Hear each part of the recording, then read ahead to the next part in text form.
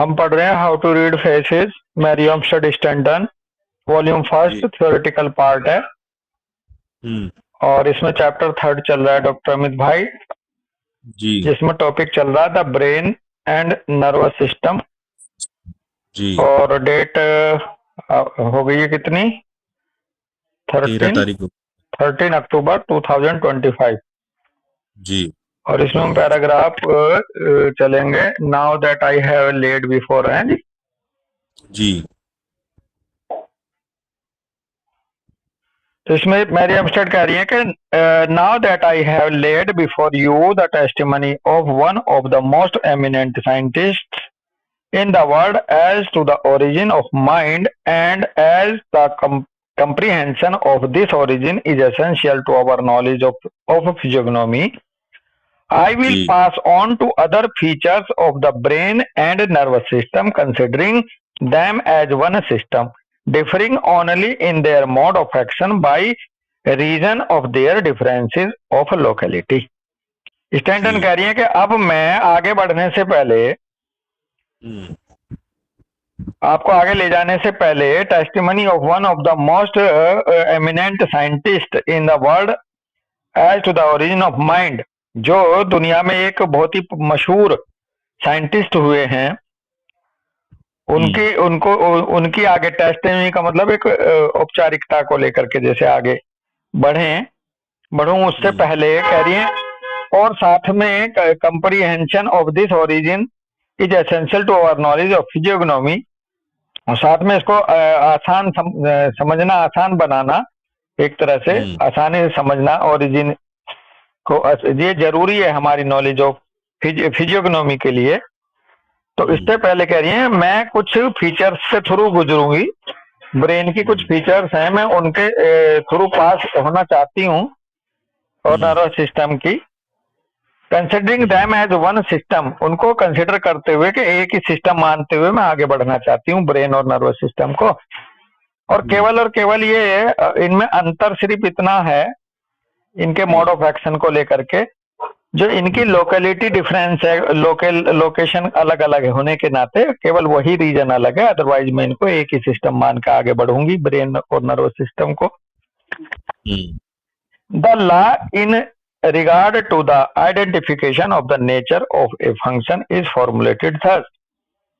Hmm. Identification of nature of the function से regard में जो नियम है वो कुछ इस तरह से फॉर्मुलेट करा है इस ब्रेन एंड नर्वस सिस्टम का, एक तरह से, या स्ट्रक्चर को लेकर के कह रहे हैं similar of structure shows similarity of function. एक ये प्रकृति में एक नियम है, उसको बता रही है, कुछ इस तरह से फॉर्मुलेट हुआ है कि similarity of structure shows similarity of function. जो स्ट्रक्चर सिमिलरिटी में होती हैं लगभग, उनके फंक्शन भी सिमिलर होते हैं। जैसे हमारी जो अपर एक्सट्रीमिटीज है और लोअर एक्सट्रीमिटीज है, इनकी स्ट्रक्चर लगभग सिमिलर है। पांच पांच हम्म। उंगली हाथों में, पांच पांच टोज जो है फुट में। जैसे हम्म। पाम हाथ में हथेली में, मतलब हाथ में पाम है तो फुट में शोल है। ऐसे ही ये सिमिलरिटी ऑफ स्ट्रक्चर है, तो लगभग इनका फंक्शन भी सिमिलरिटी में ही है, कुछ ऐसा नियम है नेचर में, ये बताना चाह रही स्टैंटन। और आकृतियों को बिल्कुल। लेकर के भी ऐसे ही है। Now brain substance and nervous substance are exactly alike and show no difference of structure under the microscope, therefore we must conclude that their purpose is a common one. अब जब हम देखते हैं कि ब्रेन सब्सटेंस और nervous substance exactly एक जैसे हैं, इनमें कोई डिफरेंस ही नहीं है इनकी स्ट्रक्चर में, माइक्रोस्कोप में भी अगर हम जाके देखें तो हम इस निष्कर्ष पे हम पहुंचेंगे कि इनका पर्पज भी एक कॉमन ही है, इनका काम भी एक कॉमन है। The office of the nerve is to receive and convey sensation to the brain.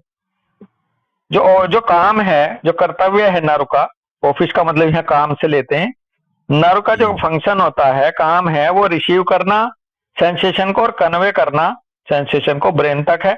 Where they are received and in some way now unknown manufactured into intelligence and consciousness. और जहां पर फिर ब्रेन में जाकर के जब brain इनको receive कर लेता है, तो उसके बाद जो नाउ अननोन, जो अब तक अननोन है, जो पहलू एक तरह से, या अननोन था, जो अभी हमें पता ही नहीं था, जब एक बार वो इंफॉर्मेशन सेंसेशन रिसीव करी ब्रेन ने, जो हमें भी पता नहीं था, तो मैन्युफैक्चर होता है एक इंटेलिजेंस में और कॉन्शियसनेस में। तो ब्रेन के अंदर वो सेंसेशन इंटेलिजेंस और कॉन्शियसनेस में कन्वर्ट हो जाती है। Nerves are the instrument which convey the knowledge of what is transpiring in the several organs of the body and in the organ of sense to the brain. Nerve जो है वो हथियार है, वो औजार है अमित भाई, शरीर में जो कन्वे करता है नॉलेज को, जो कि several organs of body transpire करते हैं, जो बाहर से महसूस करते हैं, जो लेते हैं बाहर से इंफॉर्मेशन, उस नॉलेज को कन्वे करता है, कन्वे करने वाला इंस्ट्रूमेंट है नर्व ब्रेन के लिए, ऑर्गन से ली हुई सेंसेशन को, और या फिर ऑर्गन ऑफ सेंस से ली हुई, जैसे आंख, नाक, जीभ, स्किन, इनसे ऑर्गन ऑफ सेंस ये हैं, इनसे ली हुई इंफॉर्मेशन को कन्वे करने का एक औजार है ब्रेन तक। This is their portion of the labour of the mind, this is their portion of the labour of the mind. ये इनका ये हिस्सा है, ये भाग है जो ये परिश्रम करते हैं माइंड के लिए, nerves. The part of the labour perform by the brain is as before stated. अब जो हिस्सा है ब्रेन का जी काम का, वो परफॉर्म जो करता है, वो पहले भी कहा जा चुका है, यानी कि वो कन्वर्ट करता है इंटेलिजेंस और नॉलेज कॉन्शियसनेस के रूप में और थॉट के रूप में, बताएंगे भी। पहले the part of the labour performed by brain is as before stated the making of these feeling and sensation into consciousness. ये जो फीलिंग आई, ये जो सेंसेशन आई नर्व्स के द्वारा ऑर्गन से इकट्ठा करके इनको कॉन्शियसनेस में, चेतना में बदलना ब्रेन का काम है। Two acts of one system which are essential to its perfect operation. दो काम हैं एक ही सिस्टम के, बहुत ही जो जरूरी होते हैं, जो किसी ऑपरेशन को परफेक्ट बनाते हैं, पूर्ण बनाते हैं, अर्थात सेंसेशन और फीलिंग एंड थॉट और इंटेलिजेंस। यानी कि पहला काम है सेंसेशन और फीलिंग का, नर्व्स का, और दूसरा पार्ट जो है थॉट और इंटेलिजेंस का, ये ब्रेन का। ये दो फंक्शन किसी भी ऑपरेशन को परफेक्ट बनाते हैं बॉडी में। बिल्कुल, सेंसेशन, फीलिंग, थॉट।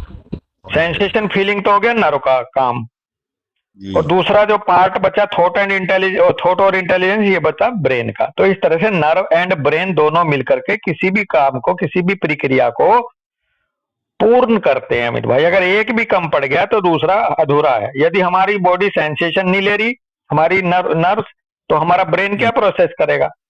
कुछ नहीं। और यदि नर्व्स ने सेंसेशन तो पहुंचा दी और ब्रेन ने प्रोसेसिंग करी नहीं, तो भी थॉट नहीं बनेगा। बिल्कुल, यही दोनों सेंस बनाते हैं।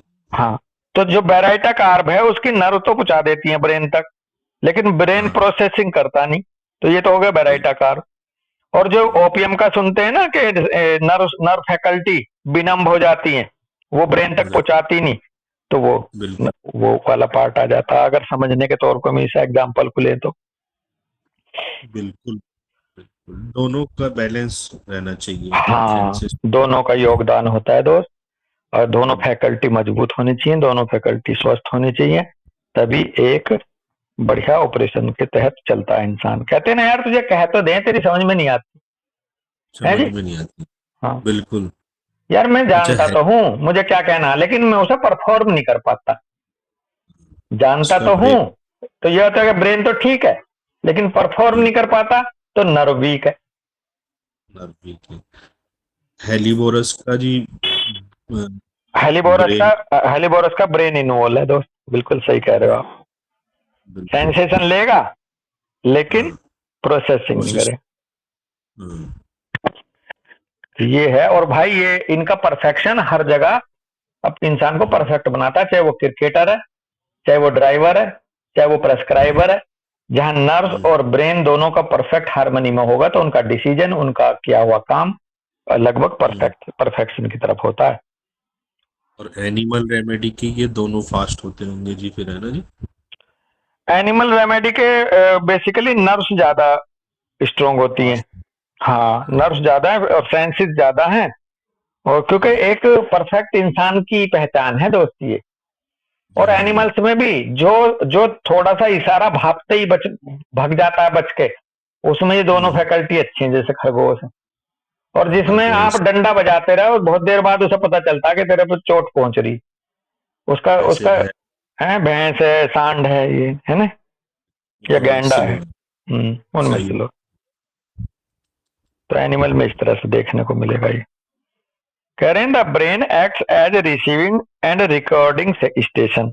ब्रेन कुछ ऐसे काम करता है जैसे रिसीविंग करके रिकॉर्ड करने वाला स्टेशन है। The body with its various organ being the manufactory, so to say, where nearly all mental efforts are created by the action of the several organs and functions of the body. Brain जो है वो receive करता है, recording और receiving station है।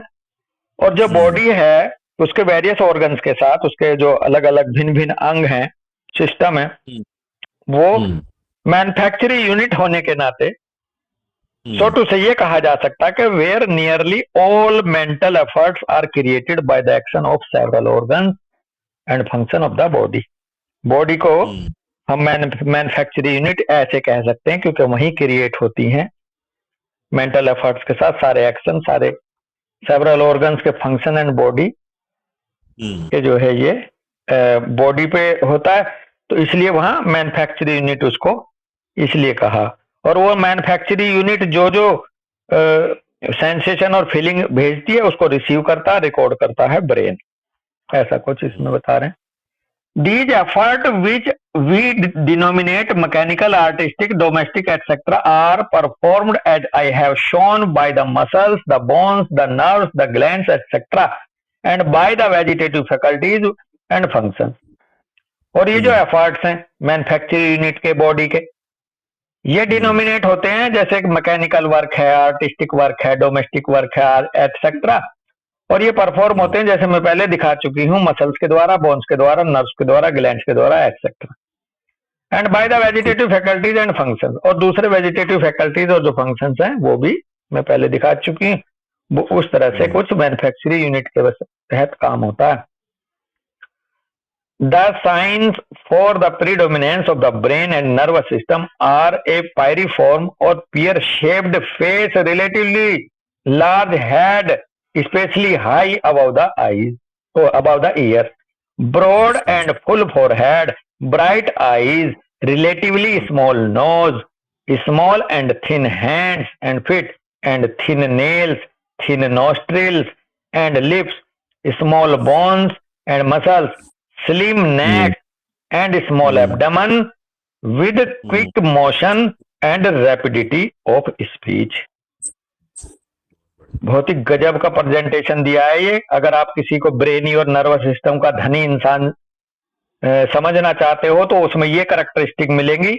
वो कह रहे हैं कि ब्रेन और नर्वस सिस्टम की जो अधिक प्रधानता जिस इंसान में होगी तो उसका नाशपाती के आकार का, पियर शेप, त्रिभुजाकार टाइप का पियर शेप फेस होगा, रिलेटिवली लार्ज हेड होगा, और स्पेशली कानों के ऊपर की साइडें ऊंची होंगी अमित भाई, फोरहेड आगे नहीं, कानों की जो साइड है ये ऊंची होगी, ब्रॉड एंड फुल फोरहेड होगा, आंखें चमकती हुई होंगी, bright eyes, relatively small nose होगी, बहुत ज्यादा मोटी मजबूत नाक नहीं होगी, small and thin hands and feet होंगे, थिन नेल्स मिलेंगे, थिन नॉस्ट्रिल मिलेंगे, एग्रेशन काम रहेगा ना, थिन नॉस्ट्रिल एंड लिप्स मिलेंगे, स्मॉल बोन्स मिलेंगी और मसल्स, स्लिम नेक, गर्दन पतली मिलेगी, स्मॉल एब्डोमेन मिलेगा, पेटू तो है नहीं इसलिए स्मॉल एब्डोमेन मिलेगा, क्विक मोशन और रैपिडिटी ऑफ स्पीच मिलेगी। ऐसे इंसान की वो होगा आपका ब्रेनी और नर्वस सिस्टम का धनी। Persons of this formation are earnest, excitable, acute, delicate, spirituelle, and sensitive in feeling, high strung, sparkling, and bright, and the emotions such as love, pity, fear, and imagination are very easily excited. और जो इसकी बिल्कुल। अपनी quality होंगी, mental quality होंगी, ये बड़ा Ernest होगा। अर्नेस्ट मतलब एक तरह से किसी भी काम को करने के लिए अर्नेस्ट मतलब तैयार एकदम। एक्साइटेबल मिलेंगे, एक्यूट मिलेंगे, डेलिकेट मिलेंगे, स्पिरिचुअली मिलेंगे, स्पिरिचुअलिज्म से रिलेटेड है फैकल्टी। सेंसिटिव टू फीलिंग मिलेंगे, हाई स्ट्रंग होगा, स्पार्कलिंग एंड ब्राइट मिलेंगे बंदे।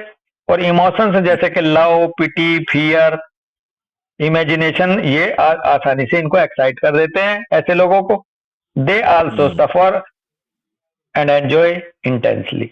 ये सफरिंग भी बहुत जल्दी करते हैं और एंजॉय भी जल्दी करते हैं।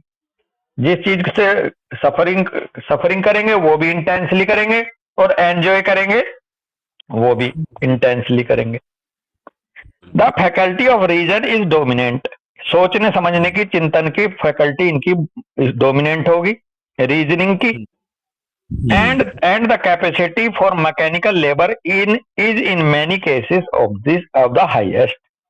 और भाई कई बार मैथमेटिकल, मैकेनिकल तो फिर उधर आ जाएगा बोनी में। जी फैकल्टी जी जो है, कैपेसिटी मैथमेटिक्स की, मैथमेटिकल लेबर की, इनमें कई केसेस में हाईएस्ट डिग्री की मिलती है अमित भाई। बिल्कुल जहां बिल्कुल। पर ब्रेन के साथ मसल्स अच्छी होंगी वहां पर होगा ये बोनी और मैथ। मसल्स हाँ नहीं, बोनी कॉम्बिनेशन। तो चली जाएगी मैकेनिकल में, लेकिन मसल जब हाँ ब्रेन के साथ जुड़ जाती है तो मैथमेटिकल क्वालिटी आती है दोस्त, मैथमेटिक्स। बिल्कुल बिल्कुल। तो ये बहुत ही अच्छा पैराग्राफ हमारा निकला आज। यहीं रुकेंगे दोस्त, हैं जी।